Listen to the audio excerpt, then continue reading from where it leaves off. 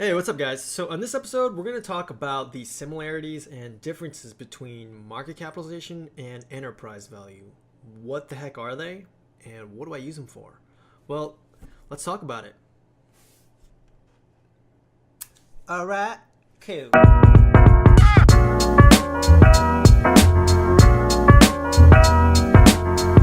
So, enterprise value and market capitalization, they're both similar in regards to the quotable market value of a business, but they're very, very different because they focus on different components of the value of that business. What the heck do I mean? Let me break it down utilizing an illustration. So, let's say for a home, right? Let's say you own a home. And you have you made a 30% down payment on that home, and the remaining 70% you took out a loan for. Well, market capitalization is the market value on that 30% equity of that home. And enterprise value is actually synonymous with the total value of the home. So think equity plus your mortgage. So arguably speaking, because enterprise value, it factors in the financial obligations of a business or an asset to the market value or the market cap, it's arguably a much more useful gauge or measure of the total value of the organization, because those debts, sooner or later, whether it's today, tomorrow, a year from now, or sometime in the future, you have to pay for it. And so that's going to be factored into that calculation. And it's not widely talked about in many different media outlets as much as market capitalization, but it's arguably, like I said, a more meaningful number to consider when you're thinking about the total value of a business. Okay, so for you more quantitative folks, how do you even arrive at or calculate market capitalization or EV? So the way to arrive at market capitalization is you take the share price and you multiply it by the shares outstanding, and then you get your market cap. So with EV or enterprise value, there's a few additional layers of complexity to it. So you would take your market capitalization, you would add total debts, you'd add other items like preferred stock and non-controlling interest, and then you'd strip out cash from the equation. And let me explain to you why you would strip out cash through an illustration. So let's say you're about to buy a cafe and it's offered to you for a price of $100,000. Yet the previous owner, in order to actually build the place, put furniture into it, paint the walls, etc., he had to take a $50,000 loan from the bank. And so upon transference of ownership, that $50,000 obligation moves over to you. It's fine and dandy. Now you sign the paperwork and you own the business. So you open the door, you go to the cash register, and in the cash register there's $200, and in the safe there's $800. Well, that cash, it came along with the business. And so since you found cash and it came along with the business, you would actually deduct that from the price that you had paid. Right? So what's the EV calculation there? It's $100,000 in the purchase price, $50,000 in debt, and $1,000 in cash. Well, the answer is $149,000 is your EV. You have your $100,000 plus your $50 minus your $1,000.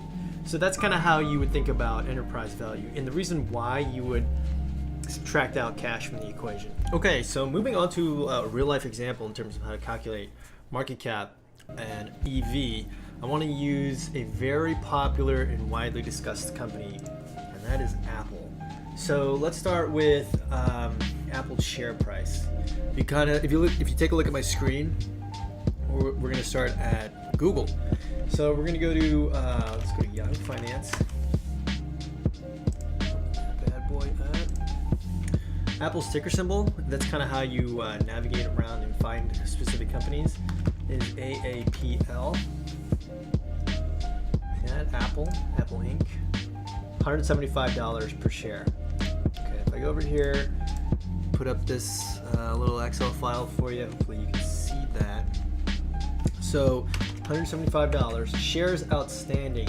Where can I find the shares outstanding for this business? Well, you have to go to the SEC, type in SEC Edgar, which is the Securities and Exchange database. That's where all publicly traded companies have to submit their public filings. So, okay, fast search AAPL, type in the ticker symbol there, and let's just use the most recent 10Q. Okay, so the diluted share count for this business was averaged over that quarter, the 3-month period of time, was roughly 4.773 billion because it says right here, all these numbers are in millions except number of shares, right? Number of shares, which are reflected in thousands. So 4.773 million, if it's reflected in thousands, that means it's 4.773 billion. Okay, so let's just pop that right in there. Market capitalization is, like I said, per share price multiplied by the shares outstanding. So Apple's market capitalization is a whopping $835 billion. That's a huge company. Okay, so moving on to the EV, or enterprise calculation.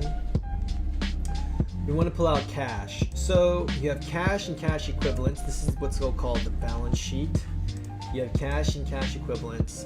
As of period end, they had $44.8 billion.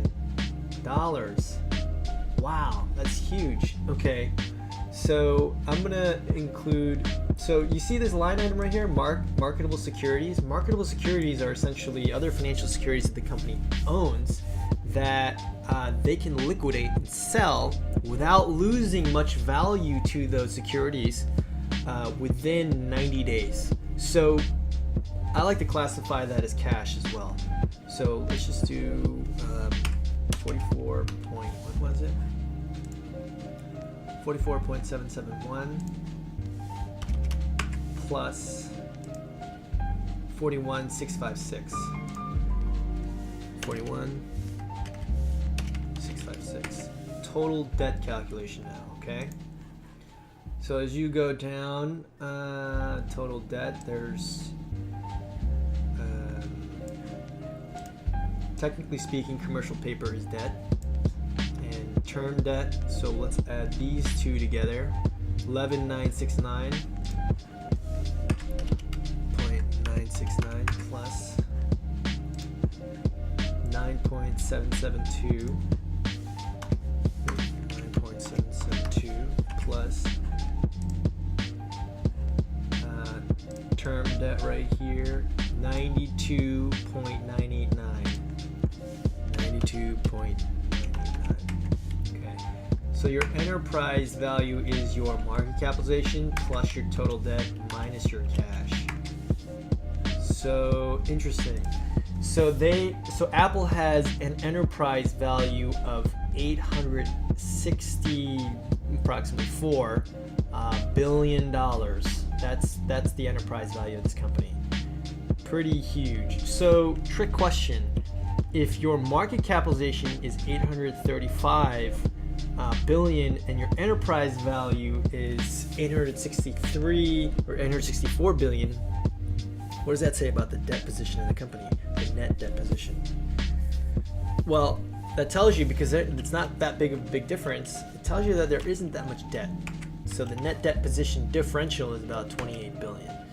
So that the reason why I bring that up is because if you see a wide disparity, or if you see that enterprise value is significantly higher than market capitalization, that means that implies the company has a significant amount of debt on the balance sheet. So okay, so why do I bring up market capitalization and enterprise value? Well, like I said at the very beginning, enterprise value and market capitalization are very, very important for calculating other financial metrics that are going to be more useful for you in terms of analyzing the valuation of a stock. So think EV to EBIT, that's enterprise value divided by operating income.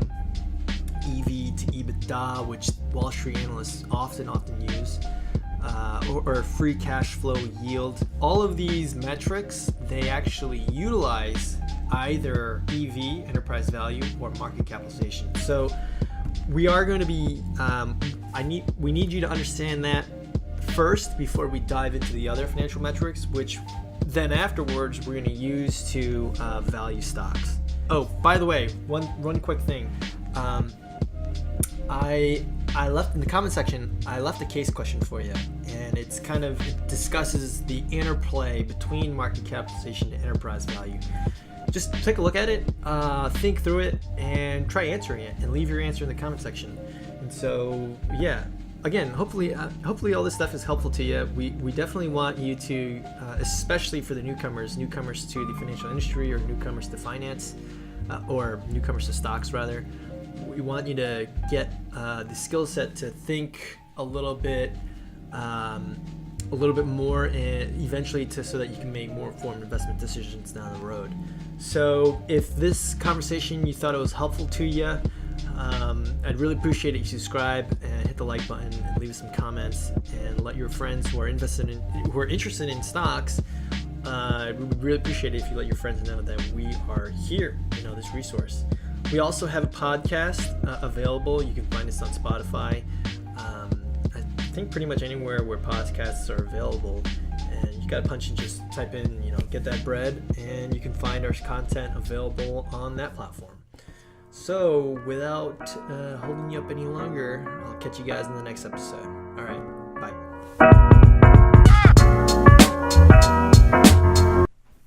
This background is whack. You can see the background here. It's kind of, at first I didn't really like it, but then juxtaposed against the green, it just looks so crazy and weird. It's kind of better.